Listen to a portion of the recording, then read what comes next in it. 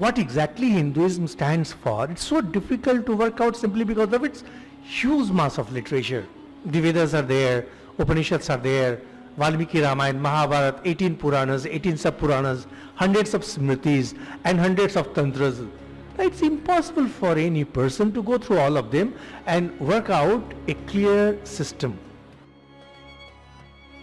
It required a timeless genius who could go through the entire thing and organize the whole thing in such a beautiful way that people could grasp. And Vyas was that person. And he came with his masterpiece, Srimad Bhagavad Gita. So Gita is not a class of literature by itself. As far as 4 classes of literature are there, Gita is the digest. Gita is the manual of Hindu spirituality and spiritual philosophy.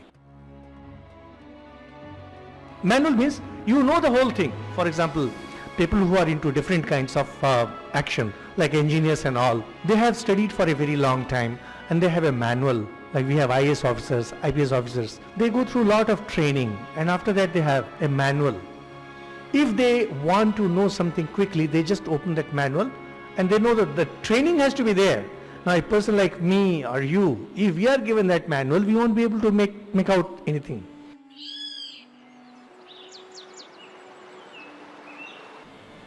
Bhagirath was a king who wanted Ganga to be brought so that the ashes of his ancestors could be taken to the ocean. So he did tapasya and somehow Ganga agreed to come down.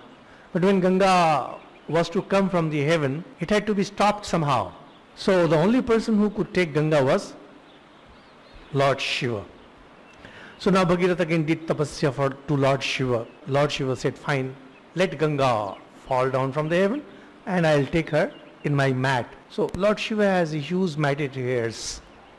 And Ganga, she was very proud. And she said when she falls, with the power of her sheer force, she would take Lord Shiva, take him away to the Patal Lok, the nether worlds. And Lord Shiva he realized it. So Shiva, he spread his matted hair, jata, and it covered that entire region. Ganga got lost in it and could not find a way out. If you go to Gangotri and all, you will find that indeed the stream that comes out, it has to come out through difficult regions.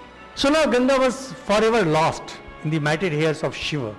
Now Bhagirath again prayed that, oh Lord, allow Ganga to come out because I have done all this tapasya. So finally what Lord Shiva did was, he would just take one drop of that water and put it in glacier. And that itself would flow out as Ganga. That Lord Shiva is such a great Lord that he takes just one drop from his matted hair of Ganga, puts it in the glacier and that thing keeps flowing as Ganga. Gita is exactly like that. Gita is, you just take one drop of it, put it and it will flow out like Ganga. From the time that Vyas wrote Gita, nothing new has been added in Hindu spiritual philosophy. And Gita contains everything that is there in Indian philosophy excepting for mother worship, excepting for the Shakti worship. There is the discussion of Prakriti. The later sages have equated Prakriti with Shakti. So we really cannot say that strictly speaking it's not there. It is there, but not as clearly as there is in Tantra. And the concept of Bij Mantra that is there in Tantra, which we discussed in the previous class, that is of course not there in Gita. But most importantly, as far as spirituality is concerned, core spirituality, spiritual philosophy is concerned, and actual philosophy is concerned, the entire thing is packed in 700 verses. And how condensed it can be, you can understand by the story that I told you. Scriptures itself say that the spiritual philosophy of the Vedas is condensed in the Upanishads. And the spiritual philosophy of the Upanishads is condensed in Gita. That means the entire Vedas that we have and the portions that have been lost, the whole thing is condensed in the Upanishads, and the whole all the Upanishads are condensed in Gita. So you can just imagine, this is coming in tradition. They take the example of a cow. If the Vedas are like cow, then the Upanishads are like the milk.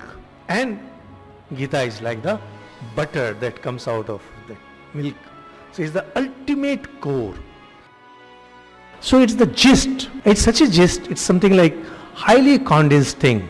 Like if you just take a drop of it, you can go on diluting as much as you want. Still, the original thing will remain the same.